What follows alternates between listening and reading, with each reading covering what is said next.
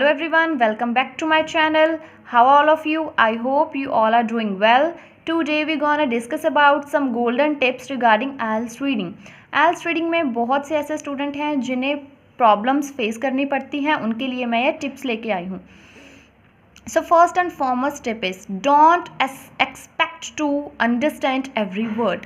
ये एक्सपेक्टेशन मत रखिए कि आप हर एक वर्ड रीड कर सकते हैं. यू नो इंग्लिश लैंग्वेज में वोकैबुलरी का जो हॉरिजोन है वो कितना ज़्यादा वाइडर होता है, जिसकी वजह से ईच एंड एवरी वर्ड को अंडरस्टैंड करना दैट इज़ इम्पॉसिबल गाइज.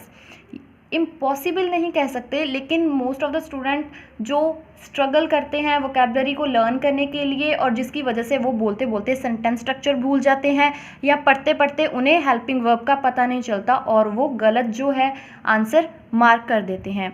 सो हर एक वर्ड को अंडरस्टैंड करने का पैनिक मत रखिए. हर एक वर्ड को अंडरस्टैंड मत कीजिए. Just get a general idea from the passage से सिर्फ एक जनरल आइडिया लीजिए. So next tip is practice your reading skills not your IELTS skills. अपने रीडिंग स्किल्स को प्रैक्टिस कीजिए. अगर आप रीडिंग स्किल्स के ऊपर एम्फसाइज करते हैं ना, तो आप जो हैं क्रैक कर सकते हैं अपना एग्ज़ाम वेरी इजीली. अब आपको रीडिंग स्किल्स पे फोकस कैसे करना है? You can read either magazines और न्यूज़पेपर्स. अगर आप मैगजीन्स और न्यूज़पेपर रीड करते हैं तो उससे आपकी वोकैबुलरी क्लियर होगी, आपको सेंटेंस फॉर्मेशन का पता चलेगा, जो आपकी बहुत ज़्यादा हेल्पफुल होंगी स्पीकिंग के लिए. Read the instruction very carefully. ऊपर जो इंस्ट्रक्शंस दिए होते हैं ना, सबसे पहला काम आपका यही होता है कि आपको वो इंस्ट्रक्शंस रीड करने होते हैं. लिखे होते हैं ना, no more than 3 words. 3 words आप यूज़ कर सकते हैं, लेकिन 3 से ज़्यादा वर्ड्स यूज़ नहीं कर सकते. कई बार आप क्वेश्चन टिक लगा देते हैं, जैसे कि आपका क्वेश्चन है जो उसका आंसर आपको दिया हुआ है ब्यूटीफुल शेफ या ब्यूटीफुल गर्ल. तो आपने क्या किया? Girl is a noun, beautiful is an adjective. तो वहाँ पर लिखा है नो मोर देन 2 वर्ड्स. आपने गर्ल लिख दिया या ब्यूटीफुल लिख दिया, then your answer would be wrong guys. ये आपकी मिस्टेक है. आप क्या करते हैं, कई बार इंस्टीट्यूट जाते हैं, वहाँ पर भी आप टीचर से क्लियर करते हैं, वो भी आपको यही बात बोलते हैं कि read the instructions very carefully. Instructions को पढ़कर ही आप आंसर मार्क कीजिए. Next is don't panic. देखिए, there are 3 passages in IELTS reading module and आपको पता है कि एक तो बेसिक लेवल का होता है, एक इंटरमीडिएट का, एक एडवांस लेवल का, जिसमें रिलेटिव क्लॉसेस वगैरह ग्रामर पोर्शन ज़्यादा इन्वॉल्व होता है.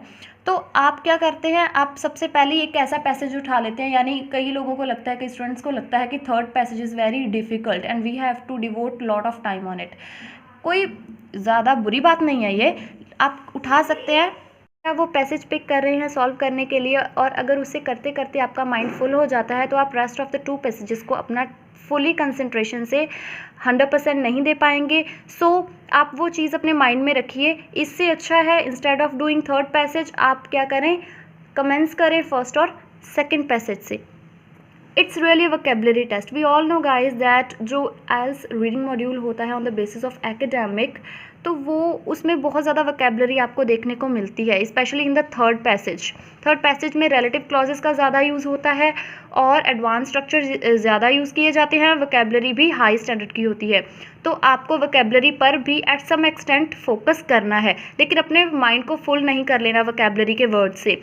एक और मैं आपको गोल्डन टिप यहाँ बताने जा रही हूँ. अगर आप कोई सेंटेंस पढ़ रहे हैं, उस सेंटेंस में आप स्टक हो रहे हैं एक वोकैबुलरी के वर्ड पे, तो आप फिर से वो सेंटेंस रीड कीजिए और उस सेंटेंस स्ट्रक्चर के बेस पर आपको उस वर्ड का, जिस वर्ड से आप स्टक हुए हैं, 45% चांस है आंसर मिलेगा ही मिलेगा.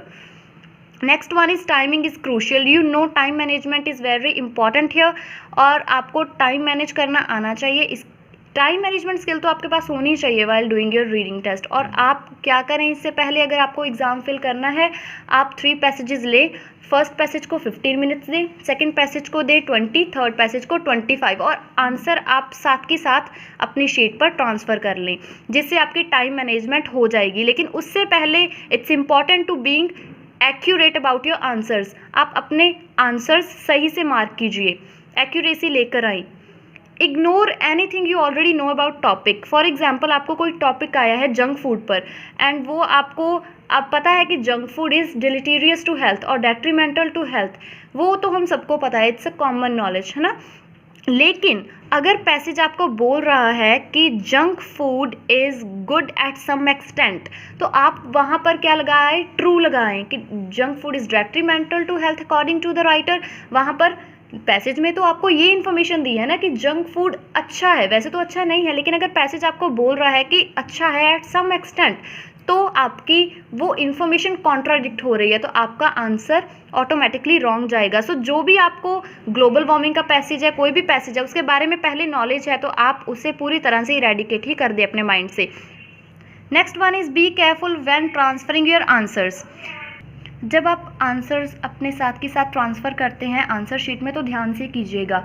ट्रांसफ़र जब आप करेंगे ना आंसर शीट में, तो वो आपका एक टाइम सेविंग स्ट्रेटजी होगी साथ के साथ अगर आप ट्रांसफ़र करते हैं। लेकिन अगर आप फाइंड आउट करके, कई बच्चे क्या करते हैं, फाइंड आउट कर लेते हैं सारे आंसर्स। मान लीजिए 40 में से 35 आपने आंसर फाइंड आउट कर लिए, आप वो शीट पर लिख देते हैं, और जब आपके पास लास्ट में इतने पैनिक होते हैं पेपर एग्ज़ाम आपका कंप्लीट करने के लिए कि आप सारे आंसर्स, जो आधे से ज़्यादा, मोर देन हाफ आंसर्स आपके, आप ब्लैंक छोड़ाते हैं, जिसकी वजह से आपको ये बहुत ज़्यादा स्ट्रेस होता है इस बात का कि आंसर्स तो मैंने फाइंड किए लेकिन मैं वहाँ पर लिख नहीं पाया।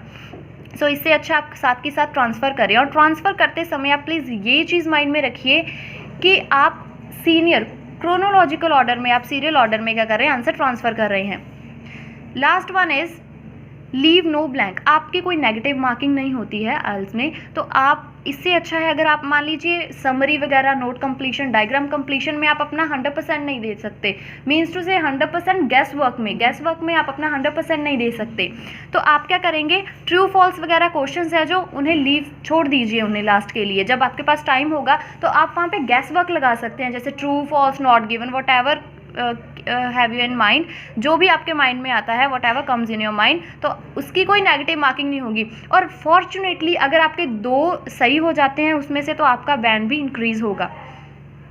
लेकिन इससे अच्छा यही है कि आप एक्यूरेटली देखें पैसेज, उसके बाद उसको मार्क करें अपना answer. Here is our most golden important strategy where I'm going to tell you that 3P, इसके बेसिस पे आपकी रीडिंग में से बहुत अच्छे बैंड्स आ सकते हैं। 3P का मतलब है practice, practice and practice. 9 banders जो होते हैं उनका यही एक सीक्रेट होता है, whenever they spell the beans, means whenever they reveal the information और personal experience they had beforehand, वो बोलते हैं वो प्रैक्टिस करते हैं, प्रैक्टिस प्रैक्टिस प्रैक्टिस। और प्रैक्टिस कैसे करनी है, प्रैक्टिस आपको न्यूज़पेपर के थ्रू करनी है, आर्टिकल्स के थ्रू करनी है, रिसर्च आर्टिकल ज़्यादा से ज़्यादा पढ़िए। लेकिन अगर आप आइल्स के रोज़ 2-2, 3-3 पैसेजेस सॉल्व कर रहे हैं टाइम बाउंड के बेसिस पर, तो वो आपका बैंड्स को डिडक्ट करेगा। अगर आपके फर्स्ट ऑफ ऑल 18 आ रहे हैं तो आपके 18 पर ही स्कोर स्टक होगा, क्योंकि आप क्या फॉर्मेट पर वर्क कर रहे हैं। जब आप आइल्स का एग्ज़ाम देते हैं तो वहाँ पर आपकी वोकैबुलरी, ग्रामेटिकली एक्यूरेसी सब चेक होता है। आप क्या करते हैं, आप फॉर्मेट, रोज़ मैंने मान लीजिए मैंने अपने 15 डेज़ बाद एग्ज़ाम भरना है, तो मैं महीने पहले प्रैक्टिस कर रही हूँ सिर्फ़ और सिर्फ अपने पेपर्स, आइल्स मॉड्यूल्स के पेपर उठा लिए मैंने, रीडिंग का ये ले लिया, पैसेज 1 पैसेज 2 ये लास्ट ईयर में आया था, वो करो। लेकिन हमेशा वो मत करो। अपना हॉरिजन ब्रॉड करने के लिए, अपने इंग्लिश की बाउंड्री ज़्यादा इंक्रीज़ करने के लिए आप क्या करें, न्यूज़पेपर आर्टिकल्स रीड करें। So guys, I hope you all like my video. If you like my video, please press the bell icon to get the latest update, and please do subscribe my channel. Thank you guys.